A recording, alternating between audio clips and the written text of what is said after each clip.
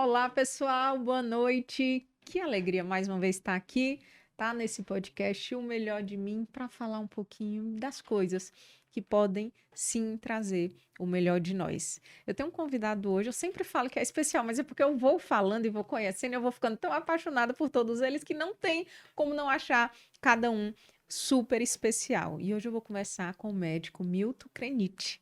Tô certo? Tá certa. Milton Krenit. E ele é professor, palestrante e geriatra e atua principalmente na área da sexualidade. Então, Milton, seja bem-vindo. É um prazer imenso. Muito obrigada por ter aceitado o convite. Estou muito feliz em te ter aqui. Obrigado eu, Lu. Obrigado pelo convite. Também uma satisfação, um privilégio de eu estar aqui com você. Que bom, obrigada. Eu acho que o tema da sexualidade é algo muito intrigante, né? É óbvio que nós temos um tabu chamado sexualidade. Principalmente sexualidade na terceira idade, nas pessoas, né? Nessa faixa geriátrica, principalmente.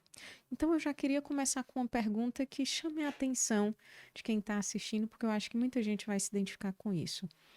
Até que idade, de fato, uma pessoa pode fazer sexo? Então, essa é uma pergunta muito legal, porque assim, Lu, o senso comum vai achar que as pessoas idosas, por ficarem idosas, perdem o desejo, perdem o tesão, perdem a vontade de ter vontade sexual. Claro que com o passar da idade, algumas pessoas perdem a vontade, perdem o interesse, e para muitas pessoas isso é completamente normal. Mas Pela baixa de hormônio? eu acho que baixa de hormônio, mais construções sociais, a gente pode até falar da questão feminina, que envolve Sim. muitas questões culturais, sociais, mas até falar de que idade, eu acho que não tem limite. Eu acho que a gente vai ver pessoas 60 a mais, 70 a mais, 80 a mais e até 90 a mais sexualmente ativas. E vai depender um pouco do repertório, da biografia e da vontade de cada um. Qual foi a pessoa mais idosa que você já atendeu e que ainda tinha uma vida sexual ativa? Era uma pessoa de 88 anos. Nossa, Então ele era um senhor de 88 anos que estava buscando, tinha uma certa dificuldade para a vida sexual, mas que queria buscar alguma iniciativa para melhorar o desempenho, a performance. legal. É uma busca maior do homem ou as mulheres têm buscado mais também? Eu acho que culturalmente a gente vê mais espaço para os homens buscarem, mas eu gostaria muito que as mulheres se sentissem à vontade de falar sobre suas dificuldades sexuais. Mas eu acho que na minha prática eu tenho visto mais homens me procurarem do que mulheres. Interessante. No consultório, obviamente, atendendo muitas pessoas, o tema sexualidade ele vem em algum momento, né? Eu até falo que se você faz consulta, se você passa em consulta psiquiátrica e o seu médico não te pergunta sobre sua vida sexual, sobre sua libido, sobre seu desejo, tem algum problema nesse atendimento que você está tendo. É porque é uma questão muito forte, é uma questão que sim está vinculada à nossa saúde física, à nossa saúde mental. E eu lembro, por exemplo, de um caso onde a pessoa parece que tinha se esquecido, assim, jovem, né, na faixa de uns 47 anos, e tinha esquecido dessa parte. Parece que as pessoas elas vão em algum momento se desligando delas mesmas, não só emocionalmente falando, mas da parte física também, como se aquilo não fizesse mais parte da vida dela. Então ela já nem, eu perguntava, e a parte sexual? Ela, nossa, nem lembro mais disso. Então ela já realmente não olhava para o próprio corpo, ela já não sabia mais a última vez que tinha comprado uma lingerie, que tinha se olhado no espelho, que tinha se achado bonita. Sentido prazer. Exato, né? Porque teoricamente ela não tinha ninguém para fazer isso ou para e era assim. E eu imagino assim, como que você aborda isso com seus pacientes, né? Como chegar nesse ponto de dizer, oi, acorda, isso é importante. Você tocou num ponto importante, porque numa consulta geriátrica, numa consulta psiquiátrica, ou em qualquer consulta, eu digo de qualquer profissional de saúde, o tema da sexualidade, da mesma forma que a gente pergunta de saúde mental, se caiu ou não, como que está a pressão, a gente deve abordar o tema da sexualidade. O que eu falo? Principalmente para o público mais velho, que às vezes a gente não sabe qual é a biografia, e às vezes a pessoa pode não se sentir muito à vontade, então eu sempre falo para a gente convidar a pessoa para falar um pouco sobre sexualidade. Então, por exemplo, ao mesmo tempo que eu tô perguntando sobre outras coisas, eu viro e falo: você tem alguma questão relacionada à sexualidade que gostaria de discutir? Ou, por exemplo, tem pessoas que usam esse mesmo remédio que você que têm problemas sexuais. Isso é um aspecto para você? Ou pessoas que estão com o mesmo problema de saúde física ou mental que você, podem ter problemas relacionados à vida sexual. Como que é isso para você? E daí isso eu já fico muito ouvido, né? Ouvido atento, porque as pessoas que querem mergulhar comigo nesse tema vão falar: não, doutor, tem isso e isso. Aproveita o link, Aproveita né? o link, mas se a pessoa às vezes não está preparada ou não quer falar, não, tá tudo bem. Sim. Mas ela já sabe que se em algum momento isso for uma demanda dela, ali vai ser um espaço seguro para falar sobre isso. É interessante. Eu noto essa maior facilidade com pacientes mulheres, né? Não sei se também por ser mulher, talvez elas se sintam mais à vontade, mas obviamente que eu preciso e abordo isso com muitos pacientes homens e de uma forma muito natural. É interessante como depois que a gente rompe aquela primeira barreira, é um tema que consegue fluir e fluir bem e ajudar muita gente. Mas eu lembro, Milton, quantos pacientes eu já atendi. Gente, eu sou cearense, né? E lá no Ceará a gente fala arrodear, dar a volta, né? Aham. E eu já sentia quando tinha alguma pergunta nesse sentido, porque eles ficavam literalmente, sabe? Você sabe que quer alguma coisa, mas não consegue chegar no ponto. Porque ele não se sente à vontade, ele É, não sabe se não você vai ser sabe receptivo ou não. exatamente. É. E isso hoje, são medicações, é comportamento. Como é que isso é trabalhado hoje?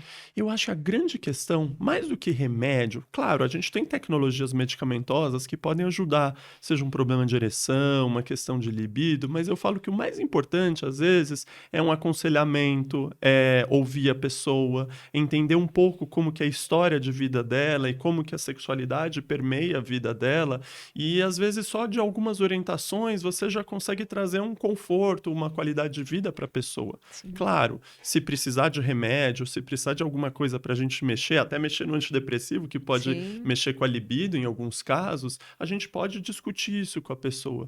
Mas eu acho que o mais importante, e às vezes eu comparo isso, Lu, eu comparo a nossa sexualidade com um iceberg. E para quem assistiu o Titanic, a gente lembra que a ponta do iceberg é o menor volume. sim, E é o que a gente só enxerga. sim. E eu comparo a topa do iceberg com a sexualidade com os aspectos biológicos, biomédicos. E submerso ao nível do mar, e que ninguém está vendo, são os aspectos psíquicos, sociais e culturais, que Sim. regulam muito a nossa vida sexual. Acho que na vida sexual é isso, a grande maioria está regulado por isso. Sim, É, exatamente. E ainda mais de pessoas idosas, né, em que era muito mais tabu do que hoje falar sobre sexo abertamente, e ainda mais de mulheres, mulheres idosas que muitas vezes, e isso não tenho estatística para falar, mas muitas mulheres que foram reprimidas sexualmente de questões nunca conservadoras. tiveram um orgasmo, não Hum. sabem como é. Exatamente. É, Porque mulher, entre aspas, direita, não podia sentir prazer, sim. ou era uma coisa só de mulher da vida. Então, tiveram um repertório sexual muito marcado por um machismo estrutural, conservadorismo, e que às vezes são outros aspectos aí na velhice que aparecem. E como machuca? Eu olho, e aí a gente vai conversando, óbvio que eu vou lembrando dos É. pacientes e tudo.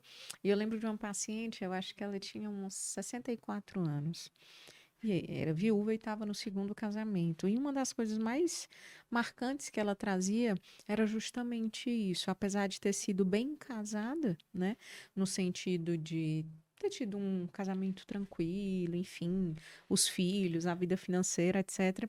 Mas, ao mesmo tempo, a vida sexual dentro daquela primeira relação eh, era, como é que eu posso dizer? Quase que algo que era Para cumprir tabela. exato, É, né? Era cumprir tabela, mas não sabia exatamente, não tinha, né? Exatamente um teor de prazer, sim, né? E ela foi descobrir isso após ficar viúva, obviamente passando por todo um período de luto, mas quando ela precisou se abrir novamente para a vida, sim. mas obviamente em um outro momento de vida, de sociedade, de e aí conheceu outras pessoas, conheceu outros homens e pela primeira vez, depois dos 60 anos, foi que ela foi experimentar. outras formas de prazer, outros... Exatamente, a vida sexual em si, Ah, né? Outras formas de se relacionar, de sentir prazer, de... E antes ela achava que era, o pessoal usa o termo frígido, né? sim. Frígida, que ela não tinha interesse no sexo. Ah, E aí ela descobriu que não, que ela adorava o é. sexo, né?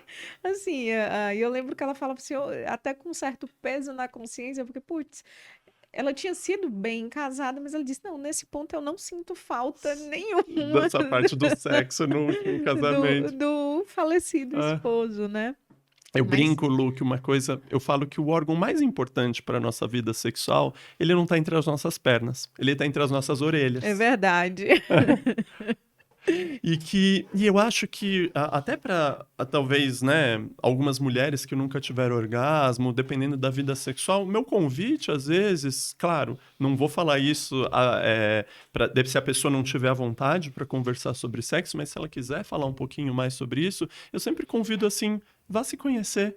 Vai entender onde você quer tocar e ser tocada, onde você quer dar e receber prazer, porque nosso corpo é uma potência. Sim, Pode ser que a pessoa tenha prazer no pescoço, na orelha, no joelho, no pé.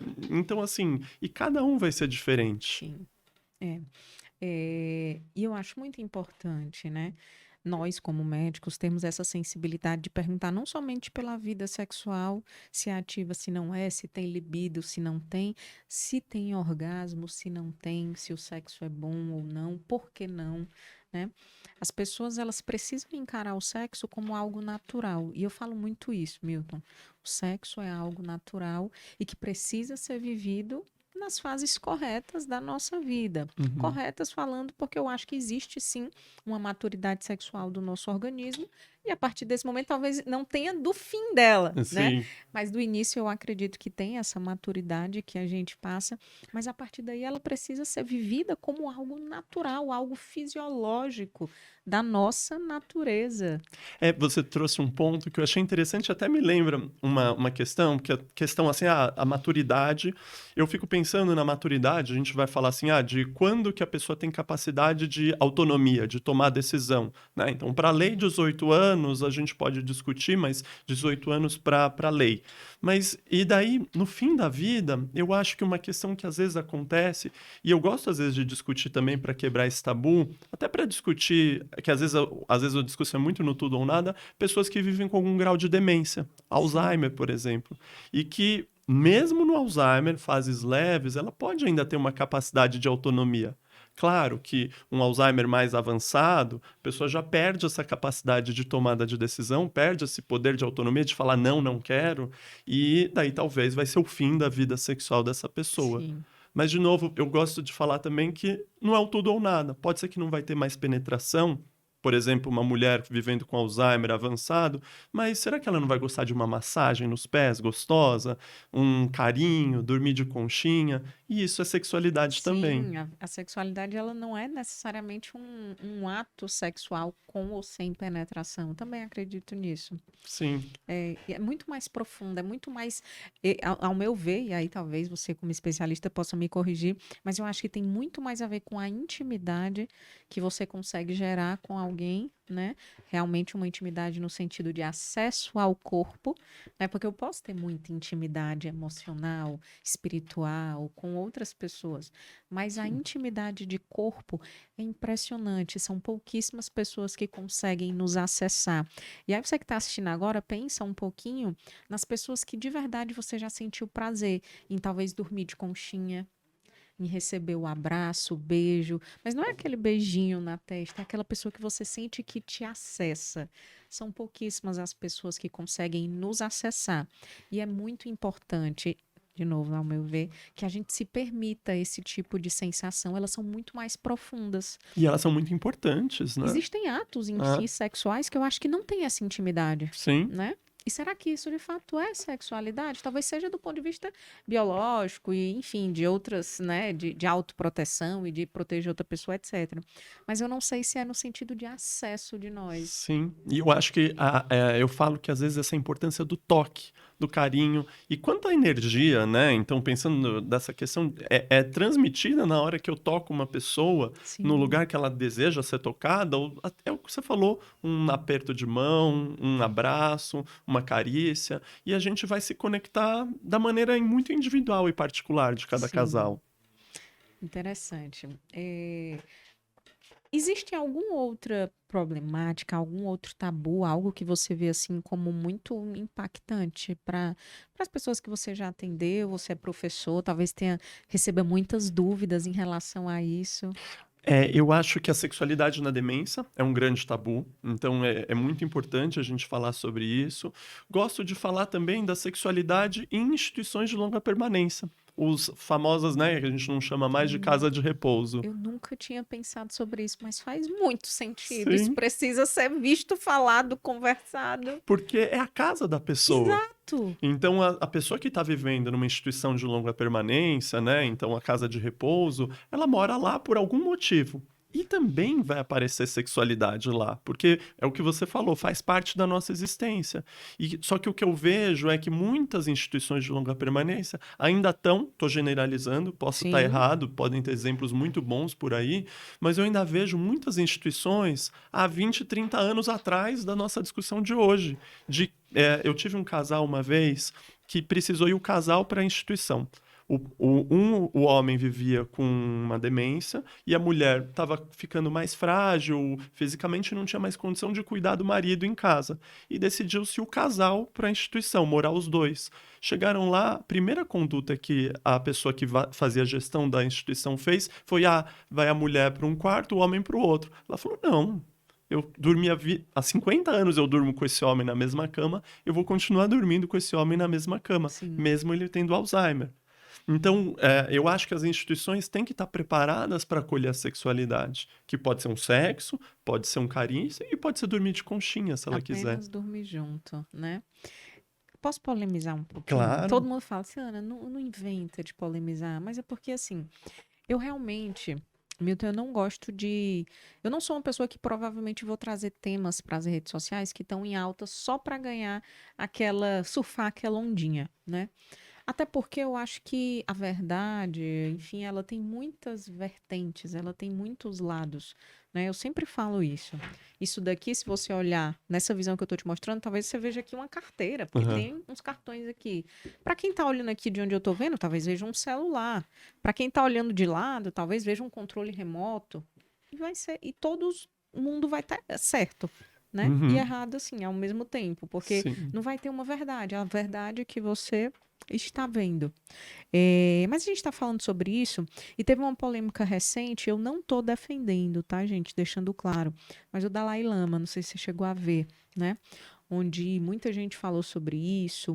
E eu vi muitos amigos, muitas pessoas queridas, inclusive, comentando que nojo, que horror, que. E sim, aquele ato com aquela criança, se tivesse sido mal intencionado. Ah, Luciana, mas não tem como ser. Não sei, porque a gente acabou de falar de uma coisa que é muito forte.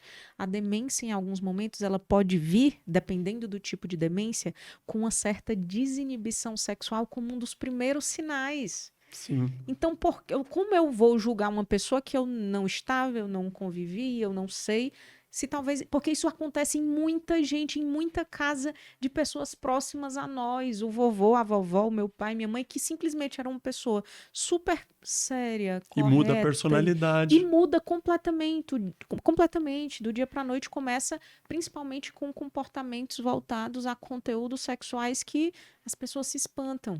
Exato. E eu acho que nesse episódio eu acho que não tenho embasamento sobre a religião ou cultura para falar completamente Sim. inadequado, né? Então, né, uma pessoa idosa com uma criança, então a gente em nenhum Não, momento não tá é isso, defendendo. exato. Só para deixar claro É, que a gente não está falando sobre isso. A gente só usou o caso para trazer, lembrar, exato, um outro contexto que acontece na nossa realidade e que algumas pessoas não olham e disse que velho safado, que, exato. né? E às vezes a gente precisa olhar para aquela pessoa, para aquele ser humano, para o seu pai, para o seu avô, para sua mãe, para sua tia, enfim, e dizer, opa, pode estar acontecendo alguma coisa aqui.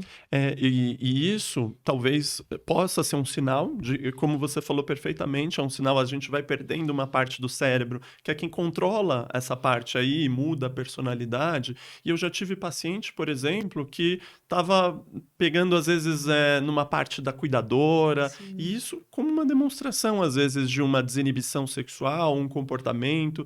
Então, a gente tem que conversar de não reprimir. Claro, não falar que isso está certo, mas tentar redirecionar, existem estratégias para redirecionamento, em último caso, até medicações para tentar controlar um diminuir. pouquinho. Mas principalmente tentar entender o que está acontecendo antes de Sim. julgar, de bater, de. Enfim, tanta coisa ruim a gente vê nesse sentido, Eu né? falo muitas vezes para as famílias que o mais importante na demência, que eu estou falando às vezes como exemplo o Alzheimer, é a gente aprender a lidar. Porque a partir do momento que a gente aprende a lidar, redirecionar, às vezes, um comportamento inadequado, às vezes a gente até diminui a necessidade de medicação e principalmente diminui essas brigas que vão estressar tanto a pessoa que vive com demência, quanto o cuidador, quanto a pessoa familiar. Sim, é verdade. Nossa, esse tema a gente vai falando e a cabeça vem muita É, coisa, porque é isso. Eu acho que, por mais que não se fale muito, Milton, sobre sexualidade, todo mundo vive isso de alguma forma, seja pelo excesso, seja pela falta, seja pelo natural dela. Mas a sexualidade ela tá intrínseca a nós, porque biologicamente somos programados para isso, né? sim. Exatamente. E a gente tem que. Uma coisa importante é a gente não proibir a discussão. Sim, Acho que assuntos proibidos geram tabus, tabus geram preconceitos, preconceitos geram violências e violências geram sofrimento. Então a sim, gente entender que, claro, vai ter a particularidade de cada um, os valores de cada um, e a gente não quer ir contra os valores de ninguém, a gente só quer que esse assunto não seja proibido. sim. Porque se a gente proíbe, continua embaixo dos panos e as pessoas não falam com você, não falam comigo, não falam com os profissionais que estão acompanhando cada um de vocês. Que esse assunto é um assunto importante, muito particular. Eu estava falando desses casos que eu já atendi, né? E aí eu lembrei de um outro que era justamente o contrário, né? Eu falei primeiro de uma pessoa que tinha esquecido de si, e eu lembrei agora de um outro caso de uma pessoa que, pelo contrário, ela tinha muita sede de viver, de se relacionar, enfim, de viver apaixonadamente, né? A vida em si, inclusive a vida sexual, mas não tinha, naquele momento, não tinha um parceiro, não tinha uma pessoa para compartilhar isso. E como isso para algumas pessoas é doloroso também, porque elas não sabem como viver a sexualidade sozinhas. A Ah, solidão também, né? exato. Dizer, e a masturbação? Tá, mas é isso, é só isso, ou tem mais além disso? E eu te pergunto, como uma pessoa que tem mais essa vivência nesse tema? Se também é uma queixa que chega muito para você, como orientar uma pessoa nesse sentido? E eu acho que isso é uma queixa muito importante, que tem dois lados. Então, um é a pessoa se conhecer. Então, é claro, se ela se sentir à vontade com masturbação, que vá, se sinta, se toque, entenda onde é o lugar que ela gosta de tocar e ser tocada. Mas esse ponto que você trouxe da solidão é um ponto que impacta muito a vivência da sexualidade, principalmente de mulheres mais velhas, por conta do machismo também. Sim, E, claro, existem hoje aplicativos de encontro, sites de relacionamentos, mas uma coisa que às vezes eu falo para as pacientes é se cuide, porque também a primeira coisa é a sua segurança, antes de tudo. sim, Principalmente, às vezes, uma pessoa mais velha que às vezes não cresceu numa cultura do aplicativo de sim, relacionamento, entender que às vezes o primeiro encontro num lugar público, conversar, entender melhor quem é a pessoa com quem está se relacionando e tentar criar essas redes de apoio, esses centros de convivência, algum lugar que essa pessoa goste, seja a igreja, o cinema, um grupo de apoio, mas algum uma lugar para ela aula de se dança. aula de Eu dança, adoro aula de é. dança. Eu digo que todo mundo vai para aula de dança. Mas é se conectar. Sim, Então, tentar entender, seja individualmente, coletivamente, maneiras de buscar sua turma. sim. Eu recentemente eu dei até uma entrevista no SBT falando sobre isso. Era o casos, inclusive, que estavam acontecendo de pessoas justamente sem experiência em aplicativos que marcavam encontros e sofriam sequestro relâmpago, etc. Por que que isso acontecia, né? Se teoricamente parecia tão óbvio que aquilo não era um encontro verdadeiro, era enfim, uma coisa fake. E as pessoas, quando elas estão apaixonadas, elas estão idealizando, elas estão no mundo do ideal. E elas realmente não têm facilidade de enxergar o que às vezes parece que está ali bem diante delas. Tanto que Uhum. muita gente diz assim: putz, grilo, como é que eu não enxerguei isso naquela hora? Se você está apaixonado, você não vai Ah, enxergar. Então acredite naquele amigo, acredite na sua família, preste atenção no que estão te falando. Quando é só uma pessoa, não, mas tem mais de uma pessoa falando, talvez seja interessante você prestar atenção. E aí vem a importância da gente falar também sim. sobre essas coisas, né? Conversar com um amigo, ó, vou me encontrar Exato. com fulano que eu conheci no aplicativo, não sei, né? Não é não ir, não É, é não se permitir, ups, mas é se proteger, né? De exato. várias formas.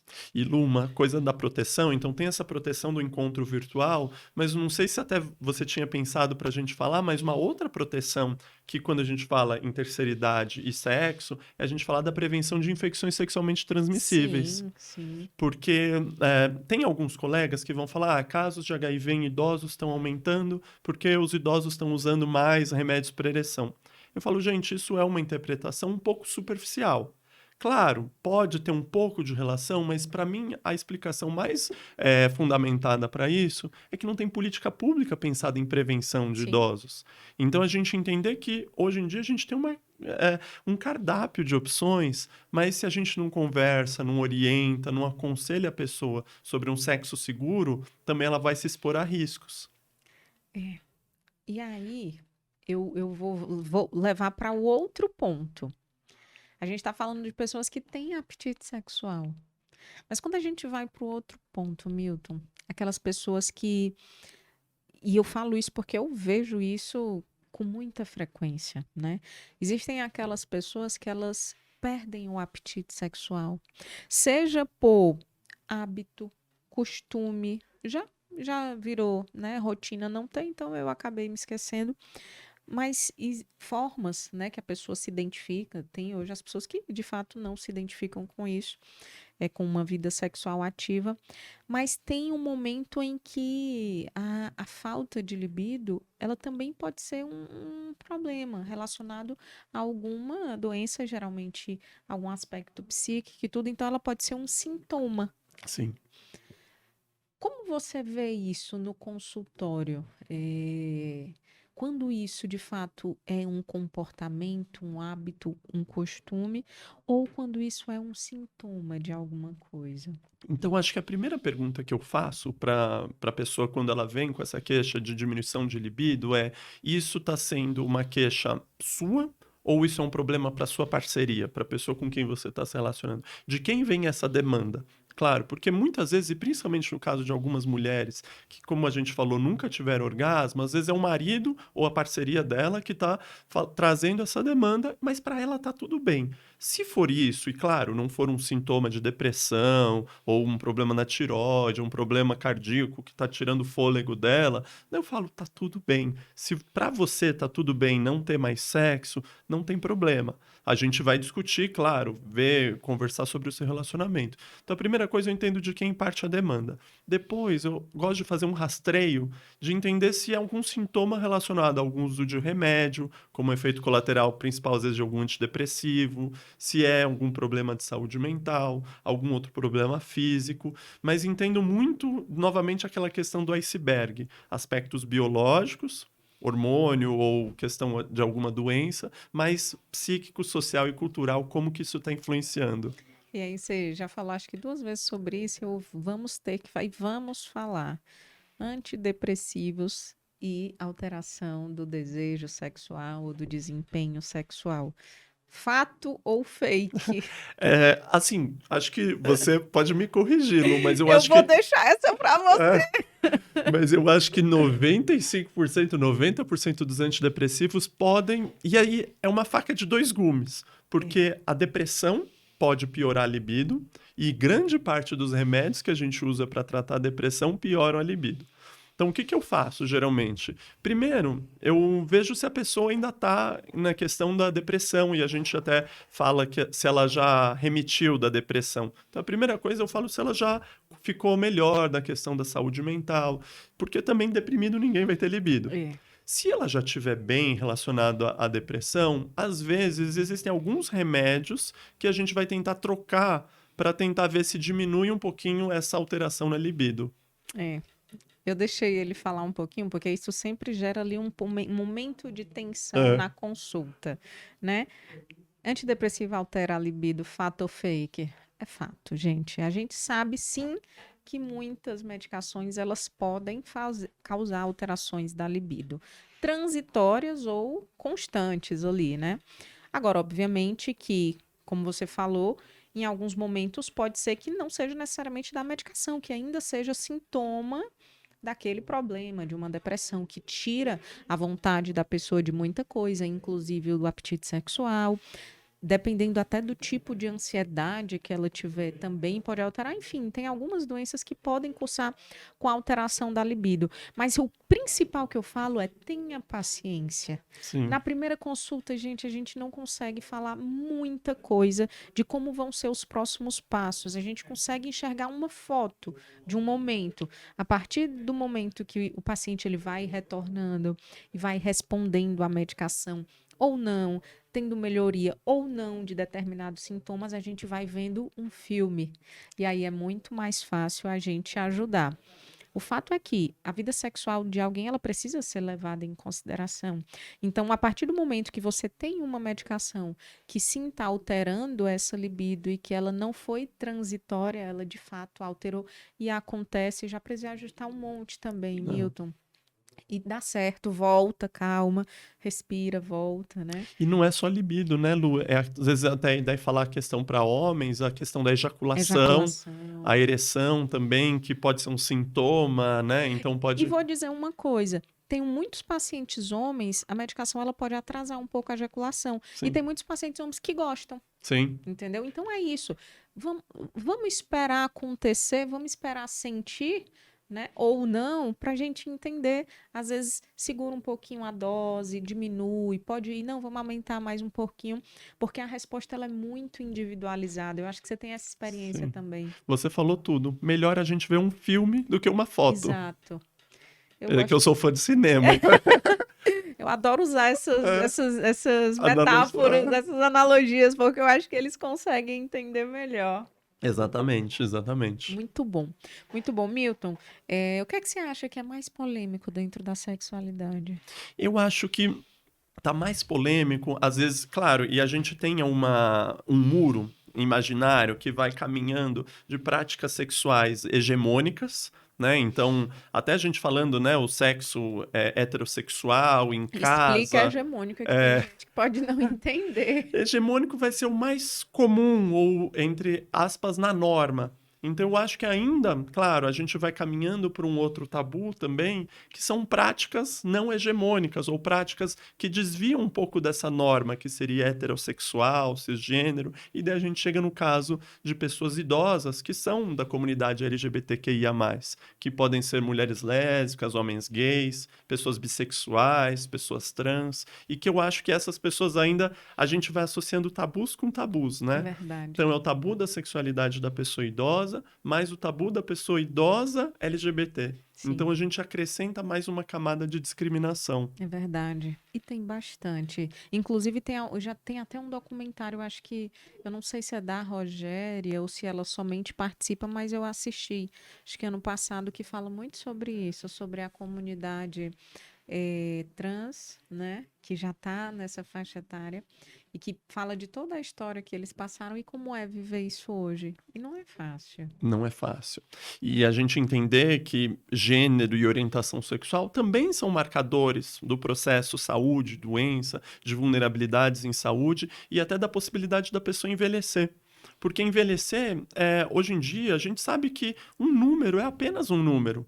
Então, e a gente sabe hoje que uma pessoa de 60 anos, que seja ativa, independente, produzindo, é uma pessoa. Mas se essa pessoa tem a mesma idade, ou seja, o mesmo número, mas que por uma sobrecarga, uma história, uma biografia marcada por falta de acesso, por violências, por marginalização, 60 anos para ela não é esse número, então pode ser um envelhecimento mais precoce. Entendi. Então, o que eu falo hoje na questão do envelhecimento da comunidade LGBT é que a gente tem que ter melhorias de acesso à saúde para que o envelhecimento seja digno para todas as pessoas. Sim.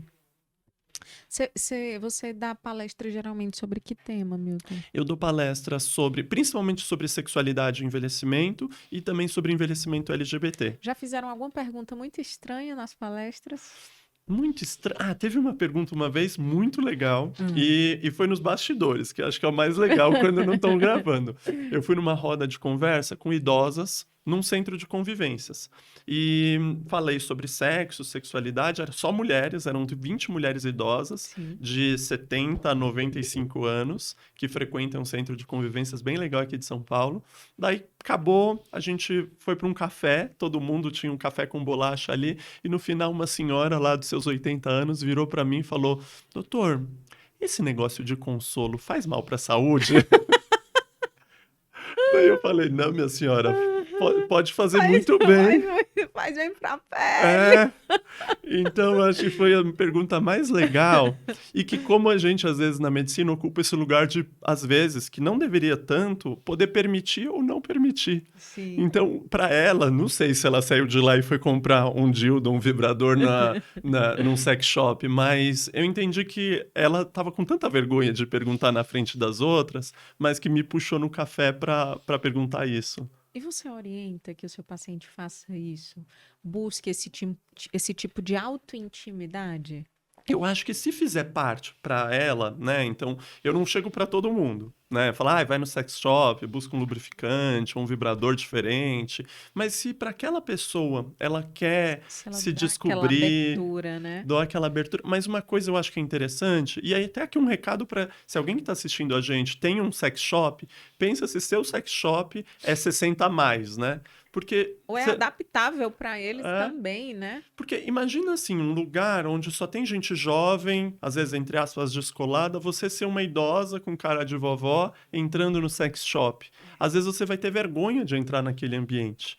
Então, será que você vai acolher bem uma idosa de 70, 80 anos que entrar num Que sex às shop? vezes nem quer ser tratada de forma tão descolada, quer fazer isso. Vem cá, por favor, vamos falar aqui no cantinho, né? Exatamente. É verdade. Nossa, que super dica aí para quem é empreendedor, hein?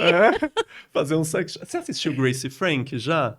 É uma série da Netflix com Eu comecei, mas não eu tenho um probleminha. Algumas pessoas sabem, eu não assisto muita TV, tá. né? E eu não consigo assistir série. Eu assisto ali os 30 primeiros minutos, depois eu não consigo mais. Mas essa Mas eu comecei. Essa é muito legal porque a Jane Fonda, ela tem Sim. 80 anos, todos os atores 80 anos, e tem uma parte ali, gente, não sem spoiler, mas elas empreendem as duas idosas, a Jane Fonda e a Lily Tomlin, fazendo um vibrador, era um vibrador para mulheres com artrite. Ai, Então é muito legal pensar nisso. Até então, quem quiser empreender, pensar no mercado do sexo aí para os 60 a mais é importante. fiquei tentando imaginar como seria. É. Muito Então, bom. eu adoro essa série, Gracie Frank. Fica a dica também, né? Falando nisso, tem outros filmes, livros, algum material que você indique para quem quiser e ainda se sinta muito constrangido sobre esse tema? Tem um documentário, Lu, que eu acho incrível, sensacional, que ele chama Acende a Luz. E Acende a Luz, o nome é bem interessante, porque a gente teve uma discussão agora no Congresso Brasileiro de Geriatria com os diretores desse documentário e a protagonista. É uma mulher idosa, dos seus 60, 70 anos, chama Isabel Dias, em que a história dela é muito legal. Ela viveu legal, mas inspiradora. Ela viveu, acho que 33 anos, 32 anos com um homem, descobre uma traição, e a partir desse momento ela quer se descobrir sexualmente. E daí ela acaba tendo uma experiência sexual que leva a outra, e daí ela escreve um livro, 32, Um Homem para Cada Ano que Eu Passei com Você. Então é muito interessante conhecer a história de Isabel, conhecer o livro dela. Eu chamei ela para o meu podcast aqui para conversar um pouco sobre isso. Já teve esse podcast? Teve esse, foi um dos, que legal. acho que terceiro ou quarto do que eu fiz. Porque você também tem suas redes sociais, tem um podcast. Você aborda. Só pra gente já deixar registrado, como é o nome do teu podcast? Envelhecer Cast, só Que que legal. envelhecer com S de ser. S, de ser. Legal. É. E você aborda temas diversos sobre sobre a temática de sexualidade e envelhecimento, ou mais no envelhecimento e várias coisas. Eu acho que várias coisas que às vezes estão conectadas, às vezes não tanto, mas sexualidade, longevidade, diversidade são meus pilares, então já trouxe uma jornalista que cobre envelhecimento para falar de envelhecimento na mídia, trouxe um cara muito legal que ele tem uma empresa de empregabilidade 60 a mais para falar de emprego para as pessoas mais velhas, trouxe uma geriatra que foi professora minha na faculdade para falar de Alzheimer, então, e trouxe a Isabel Dias também para a gente Legal. falar de sexualidade e mulheres idosas. Muito bom. É, eu tenho essa crença, né, de que a gente busca fazer, trabalhar, promover aquilo que de alguma forma é uma dor que a gente quer curar. Às vezes não necessariamente nossa, mas alguma dor que fez sentido para a gente quer participar daquilo, daquela cura, daquela melhoria. Estou perguntando isso para tentar entender como isso entrou na tua vida, por que que você escolheu esse tema? Eu acho que eu escolhi principalmente, comecei pelo tema do envelhecimento LGBT, de entender que não existia nada, na minha formação, seja como médico, clínico, geriatra, eu não soube nada sobre saúde LGBT, então tudo que eu aprendi depois foi de correr atrás e também me identificar como um homem gay. Então, entender dessa lacuna do conhecimento, seja da área da saúde, da geriatria, da importância e até pensar depois no meu envelhecimento. Sim, Claro, eu quero que as condições hoje sejam melhores para as pessoas idosas, mas quero que isso, quando a gente envelhecer, seja uma condição digna para todas as pessoas, independente de orientação sexual, raça, classe social, para que todas as pessoas tenham direito do envelhecimento. muito bom. O melhor de mim, né? O que é que você acha que você deixa de melhor para essas pessoas? Eu acho que é escuta. Eu acho que se eu puder escutar e refletir e talvez ser melhor e ser diferente, ser impactado ou afetado, eu acho que eu deixaria a escuta. Muito bom. Como é que você quer que as pessoas se refiram a você, Milton? Quando falarem, sabe aquela situação em que você chega num restaurante, encontra um monte de gente numa mesa, passa, cumprimenta. Quando você sai, eles vão falar de você. O que é que vocês acham? O que é que você quer que as pessoas falem? Eu acho que alguém afetuoso também. Eu acho que não indiferente, uma pessoa empática, e que acho que essa questão de fazer a diferença, de ser marcante, acho que nessas relações, ou de realmente estar presente ali naquele momento. Deixar a nossa cimentinha, né? Para que ela Exato. possa. Muito bom, muito bom. E você tem alguma coisa que você queira falar mais específico para essa população sobre esse tema? Eu acho que deixar um convite para as pessoas se descobrirem, para entenderem que a gente é diferente e que bom que a gente é diferente. Então, a gente celebrar essa diferença entre cada um e entender que a gente não vai obrigar uma pessoa a ter sexualidade da mesma forma que o outro e que cada um vai descobrir a melhor forma de viver, de existir e de dar ou sentir prazer. E se aquilo, o sexo, o ato sexual não fizer mais sentido para aquela pessoa, se não sendo um sintoma, tá tudo bem. Eu acho que o problema é a gente proibir a discussão. Então, Sim. acho que fica o convite para a gente falar.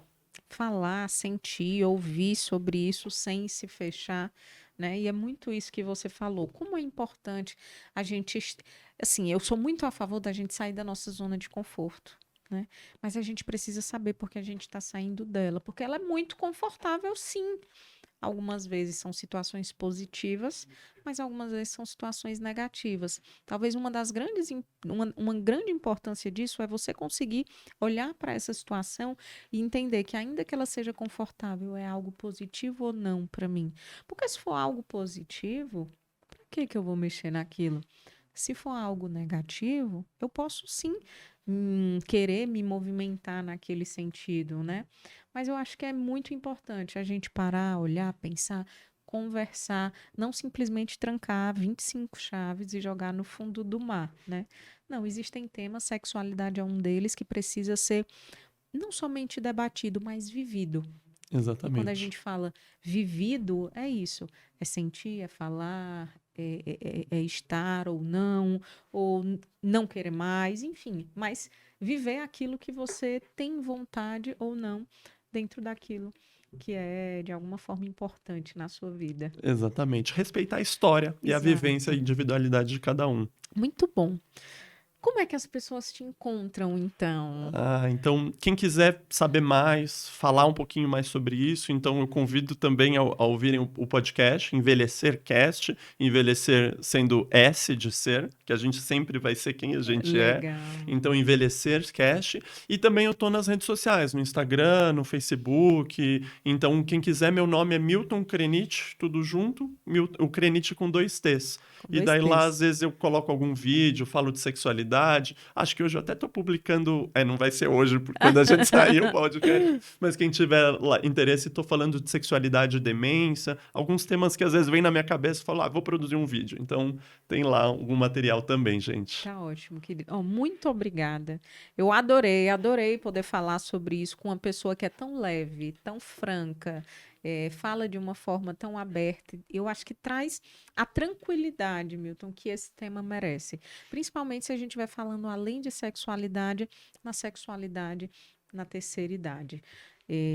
Então, se você ouviu, marca, manda para alguém. Eu tenho certeza que você lembrou de alguém, ou que você se reconheceu, ou que você lembrou de alguém, porque, de novo, é algo da nossa vida que precisa, deve, merece ser vivido. Você tem esse direito e a gente está aqui para ajudar, né? Exatamente. Beijo, pessoal. Obrigada, Milton, mais Obrigado, uma Lu. vez. Brigadão. Beijo.